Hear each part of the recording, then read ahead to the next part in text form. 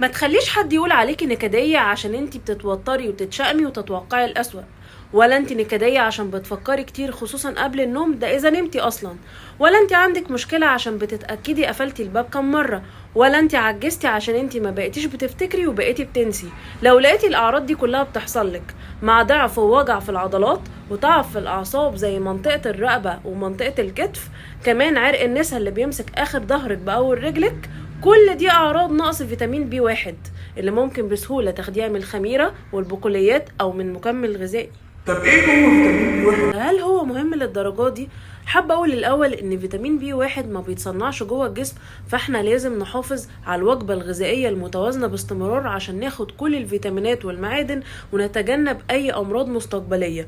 فيتامين بي واحد مهم فعلا جدا جدا جدا لانه بيساعد على ضخ الدم للقلب، كمان بيحافظ او بيحمينا من التهاب الاعصاب، وكمان بيحافظ على صحة العينين والدماغ، وبيرفع المناعة وبيزود التركيز، وبيحمينا من مرض اسمه البري.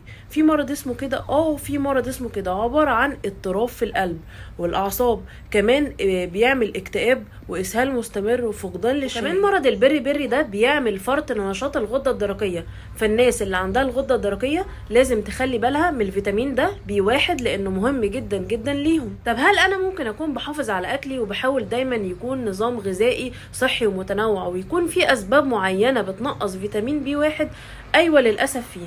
الناس اللي بتاكل حلويات كتير، السكريات نفسها بتستنفذ فيتامين بي واحد، الناس اللي عندها سكر دول بيحتاجوا نسبة اعلى من فيتامين بي واحد عن الناس العادية، الناس اللي عندها التهابات في المعدة، الناس اللي بتشرب شاي كتير، الناس اللي بتحب السوشي او بتاكل السمك الني، وكمان النشا المعدل اللي بينقص فيتامين بي واحد من الجسم، وده موجود دلوقتي في منتجات كتير في السوق سواء للكبار والاطفال. ومهم جدا جدا دلوقتي ان احنا قبل ما نشتري اي منتج نقرا على العلبة مكون من ايه، واظن ده دلوقتي متاح في معظم المنتجات اللي موجودة في السوبر ماركت.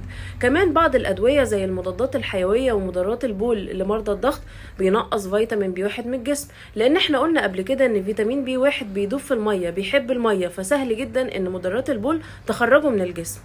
انا دكتوره داليا يوسف، اخصائي التغذيه العلاجيه والاكلينيكيه. قولي في الكومنتات اذا كان حصل لك اي عرض من اعراض نقص فيتامين بي واحد، وايه المكملات الغذائيه اللي انت ماشي عليها، وهل بتفضل تاخد الفيتامينات من الاكل ولا من الدواء، وهل كنت تعرف ان انت لازم تمشي على نظام صحي متوازن عشان تاخد منه الفيتامينات، لان للاسف الجسم ما بيصنعش اي نوع من انواع الفيتامينات ما عدا نوع واحد بس. تعرفوا؟ تابعني.